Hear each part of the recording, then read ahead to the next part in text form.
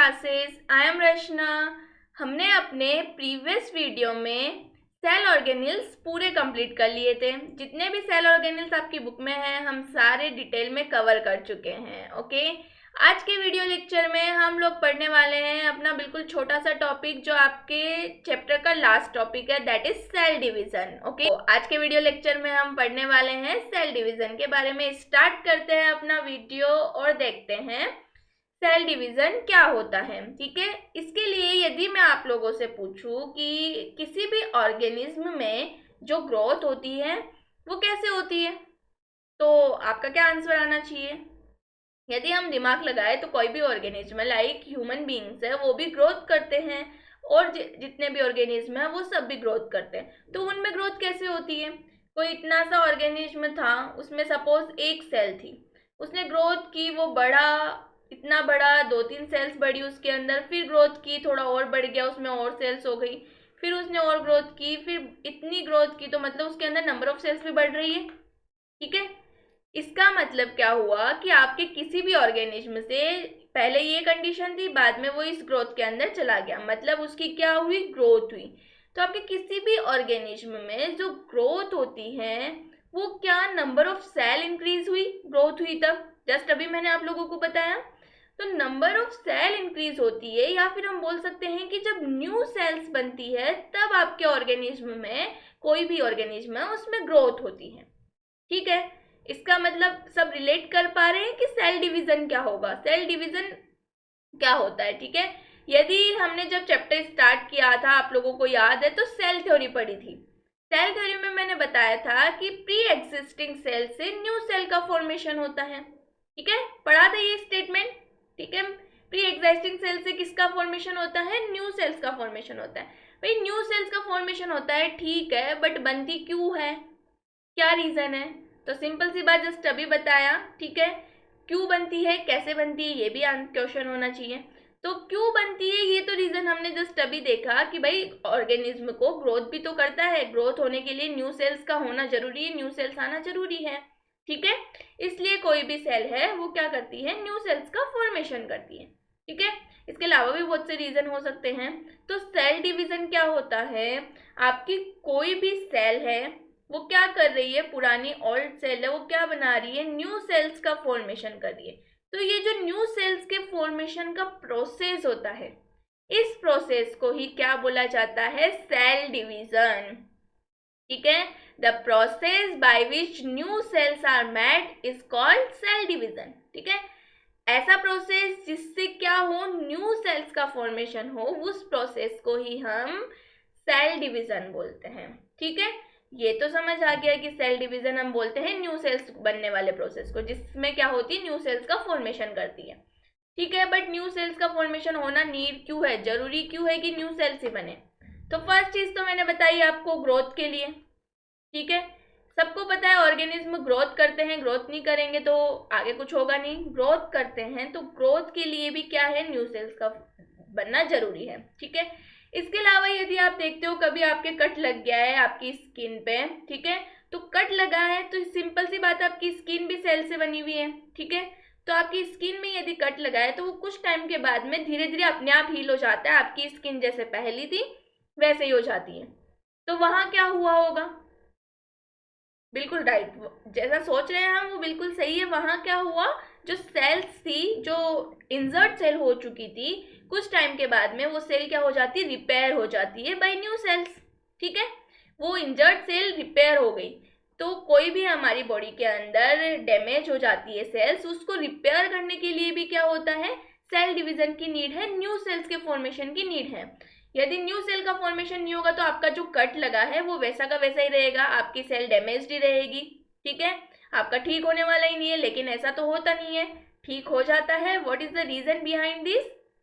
क्योंकि हमारी new cells form होती हैं और उन डैमेज सेल को क्या करती है? रिपेयर करती है। ओके, इसके अलावा बहुत पुरानी सेल हो चुकी है, बहुत ही पुरानी ओल्ड सेल है, तो वो क्या उतनी इफिशियंसी से वर्क कर सकती है जितनी जब वो पहले थी, ठीक है, तब करती थी। सिंपल सी बात है, यदि हम बात करें कि हमारे कोई ओल्ड मैन है और एक यंग मैन है, ठीक है, तो जो ओल्ड मैन है वो उतनी इफिशियंसी से वर्क कर सकता है जितना कि यंग मैन कर सकता है, यदि हम कंपेयर करें। तो यदि कंपैरिजन करते हैं तो ऐसा नहीं होता है, ठीक है। वो जितना अपनी यंग एज में इफिशिएंसी से वर्क कर सकता है उतना अपनी अभी ओल्ड एज में नहीं कर सकता है, ठीक है। एज सिंपल वैसी ही बात होती है, आपकी कोई पुरानी सेल हो चुकी है, ओल्ड हो चुकी है सेल, तो उतनी इफिशिएंसी से वर्क नहीं कर सकती जितना कि वो पहले करती थी, ओके।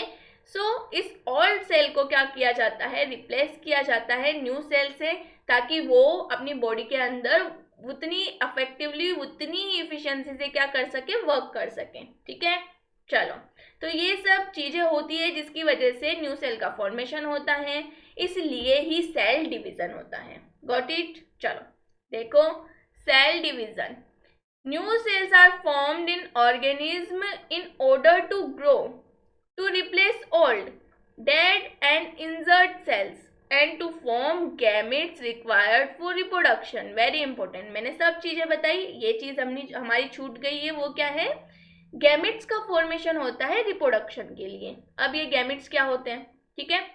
तो देखो, हमें पता है किसी भी न्यूबॉर्न बेबी का फॉर्मेशन होता है, न्यूबॉर्न बेबी का बॉर्न होता है, ठीक है।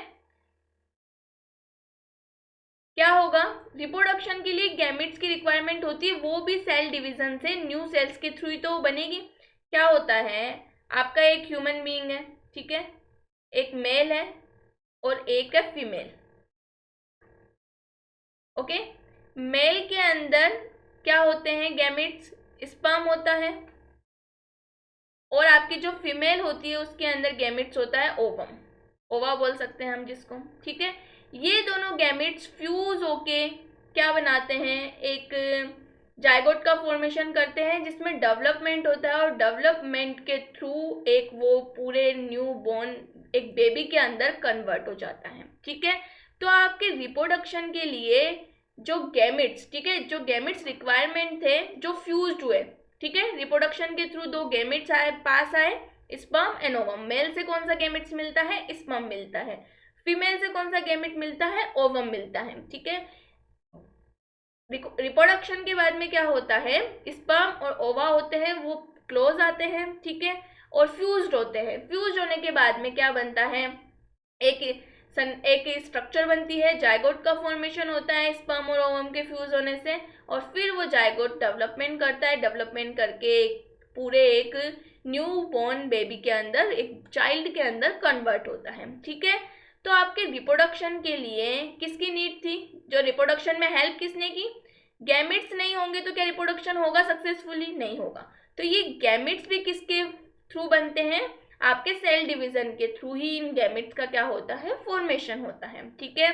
तो याद रखना, मेल में जो गैमेट्स बनते हैं वो कौन से होते हैं, स्पर्म, और फीमेल के अंदर जो गैमेट्स बनते हैं उनको हम ओवा या फिर ओवम बोल सकते हैं, ओके। चलो आगे चलते हैं और देखते हैं कि सेल डिवीजन हमने देखा क्या होता है, ठीक है। ये एक प्रोसेस है, ये देख लिया हमने, बट ये किस तरीके से होता है वो देखना है। तो इसके 2 टाइप्स होते हैं सेल डिवीजन के, ठीक है। सेल डिवीजन को 2 टाइप्स में डिवाइड किया जाता है, वन इज माइटोसिस और second one is meiosis, okay. So हमें माइटोसिस और मियोसिस के बारे में ही देखना है क्या होते हैं, ठीक है।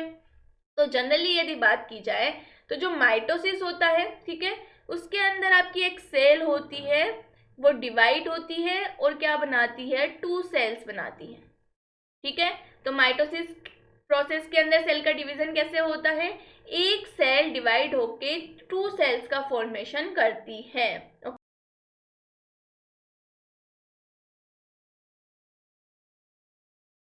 जो 1 सेल जिससे ये डिवाइड हुई, जिसका डिवीजन हुआ है, उसको हम बोलते हैं पेरेंट सेल।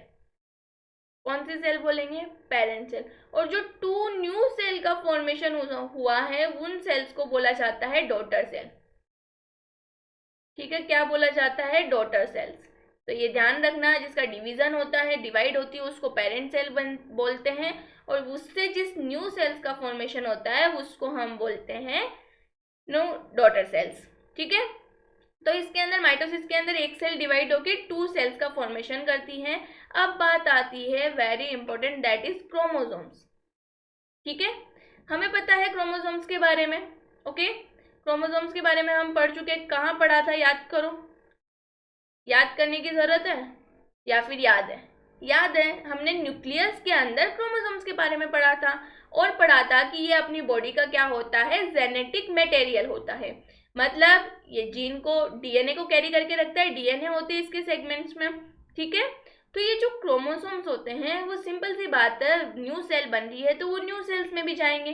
वन सेल से न्यू सेल का फॉर्मेशन हो रहा है तो वो न्यू सेल में जाएंगे। हमारी ह्यूमन बॉडी के अंदर कितने क्रोमोसोम्स होते हैं, तो हमेशा याद रखना ह्यूमन बॉडी के अंदर 46 क्रोमोसोम्स होते हैं। दैट इज हम इसे 23 पेयर्स क्रोमोसोम भी बोल सकते हैं, ठीक है। तो एक ह्यूमन बॉडी में कितने क्रोमोसोम्स प्रेजेंट होते हैं, 23 पेयर्स क्रोमोसोम्स बोल सकते हो या 46 क्रोमोसोम्स बोल सकते हो, ठीक है।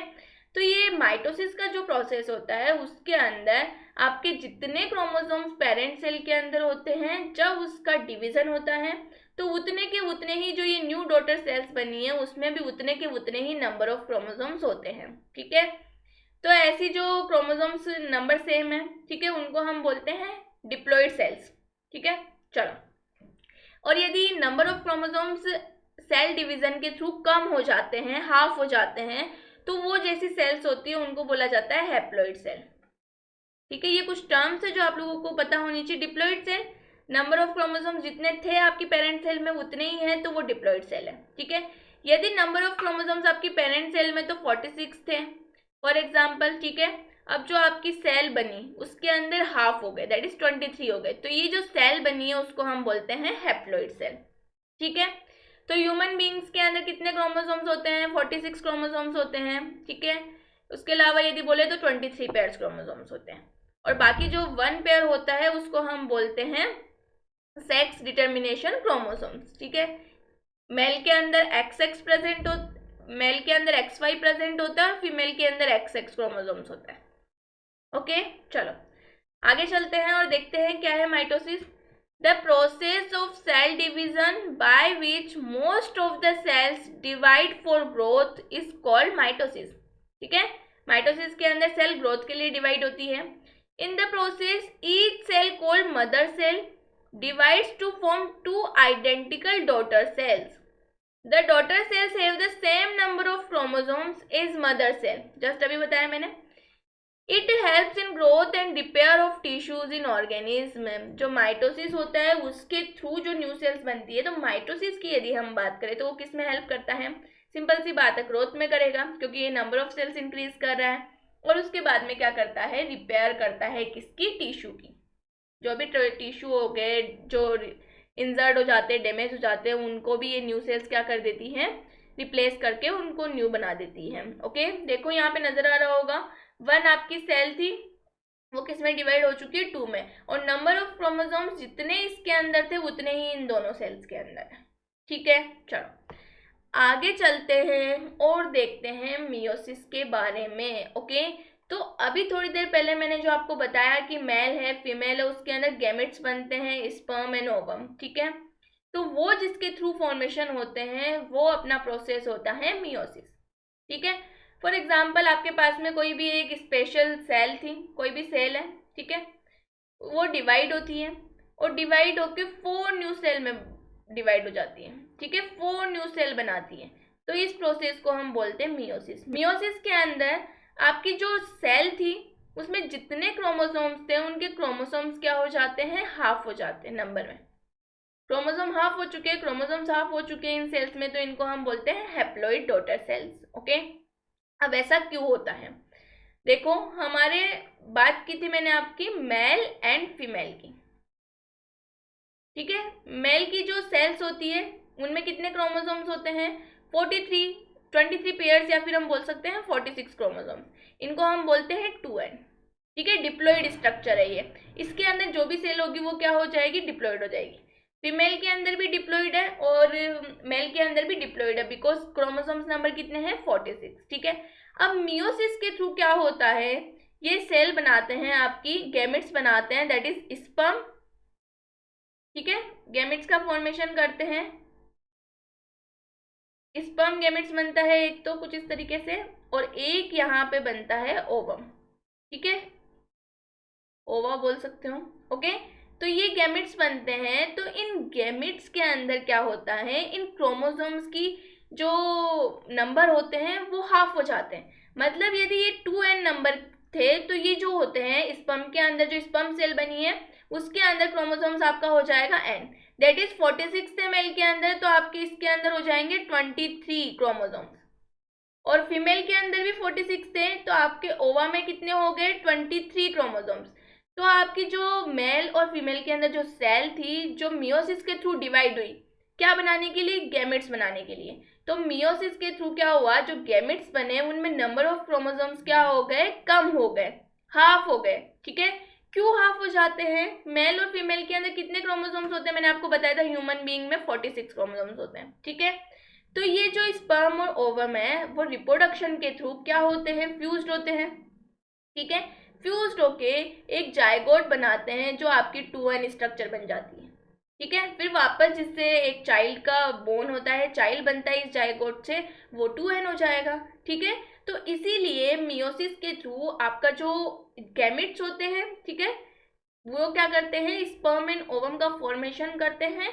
तो उनमें जो क्रोमोसोम्स होते हैं उनका नंबर्स होता है हाफ हो जाता है। रीजन, क्योंकि बाद में उनको फ्यूज होके क्या बनाना पड़ता है, एक जायगोट बनाते हैं जो फिर क्या होता है, वापस 46 क्रोमोसोम्स का हो जाता है। यदि इनकी क्रोमोसोम्स के नंबर्स हाफ नहीं होते तो ये स्पर्म 46 होता और आपका जो ओवा है वो भी 46 होता। फिर क्या होता, ये दोनों के दोनों क्या करते हैं, फ्यूज होते तो आपका जो मेल और फीमेल में नंबर ऑफ क्रोमोसोम्स थे उनके डबल, उनसे ज्यादा नंबर ऑफ क्रोमोसोम्स आपका जो न्यू बॉर्न बेबी होता, चाइल्ड होता, उसके अंदर जाते। तो इस तरीके से तो आपकी जो भी जनरेशन होती उसके अंदर क्रोमोसोम्स के नंबर अलग होते जाते, मेंटेन नहीं रहता, जबकि ऐसा होता नहीं है। ह्यूमन बॉडी के अंदर फिक्स्ड, यदि आप ह्यूमन बॉडी की बात करो तो उसके अंदर 46 क्रोमोसोम्स मिलेंगे आपको। ठीक है, तो वो इसीलिए जो आपका स्पर्म और ओवम है उनके number of chromosomes through meiosis half हो जाते हैं। What is the reason, reason ये है कि फिर वो जो फॉर्म करते हैं जायगोट, जिससे आपका कोई चाइल्ड बनता है, आपके बेबी बनते हैं, ठीक है, न्यू जनरेशन का फॉर्मेशन होता है, उनमें क्रोमोसोम्स नंबर सेम रहे। ठीक है, चलो, क्या ये चीज समझ में आई। तो जब भी मियोसिस होगा 1 सेल डिवाइड होगी 4 सेल के अंदर, और ये 4 की 4 सेल्स क्या होती है, नेचर में हैप्लॉइड होती है। क्यों, क्योंकि इनके क्रोमोसोम्स होते हैं वो हाफ हो जाते हैं। ठीक है, देखो, Meiosis, specific cells of reproductive organs or tissues in animals and plant divide to form gametes, which after fertilization give rise to offspring. यही समझाया मैंने आपको अभी। They divide by a different process called meiosis, which involves 2 consecutive divisions. इसके अंदर क्या होता है, पहले एक सेल है वो डिवाइड हुई और उसने बनाई 2 सेल्स। अब आपकी ये जो 1 सेल है वो फिर से 2 सेल में डिवाइड हो जाएगी, और ये जो सेल है वो भी 2 सेल में डिवाइड हो जाएगी। इस तरीके से इस सेल की बात करें, पर्टिकुलर इस सेल की, तो इससे कितनी सेल बनी, 4। ठीक है, इस तरीके से क्या होता है, मियोसिस डिवीजन होता है। ओके, आगे चलो। When a cell divide by meiosis, it produces 4 new cells instead of just 2. The new cells only have half the number of chromosomes than of the mother cells. ठीक है, ये सब मैं बता चुकी हूँ आपको। अब देखो मियोसिस का डायग्राम, ये आपकी एक सेल थी, डिवाइड हुई 2 सेल के अंदर। ठीक है, डिवाइड होने के बाद में फिर से ये वाली सेल भी 2 सेल्स में डिवाइड हो गई और ये वाली सेल भी 2 सेल में डिवाइड हो गई। तो इस तरह पर्टिकुलर इस सेल से कितने न्यू सेल्स का फॉर्मेशन हुआ, 4 न्यू सेल्स का फॉर्मेशन हुआ। ये 4 की 4 जो न्यू सेल्स थी उनके अंदर क्रोमोसोम्स कितने थे, हाफ। ठीक है, और इसलिए हम इसको क्या बोलते हैं, हैप्लॉइड, क्योंकि जो आपकी मदर सेल थी उसमें कितने नंबर ऑफ क्रोमोसोम्स थे, 2n। बाद में जो बनी वो क्या हो गई, हैप्लॉइड, nn। ठीक है, चलो, तो क्या यहाँ तक सबको क्लियर हुआ, what is cell division, mitosis and meiosis. Okay, so ये अपना चैप्टर का, आपका जो 5th चैप्टर था, फंडामेंटल यूनिट ऑफ लाइफ, ठीक है, उसका लास्ट टॉपिक था सेल डिवीजन, जो हमने पढ़ लिया है। यदि इस पोर्शन में किसी स्टूडेंट को कोई डाउट है तो प्लीज कमेंट बॉक्स में कमेंट करके पूछे। नेक्स्ट वीडियो में हम मिलेंगे अपने किसी न्यू चैप्टर के साथ में, तब तक अपना ख्याल रखिए। Thank you.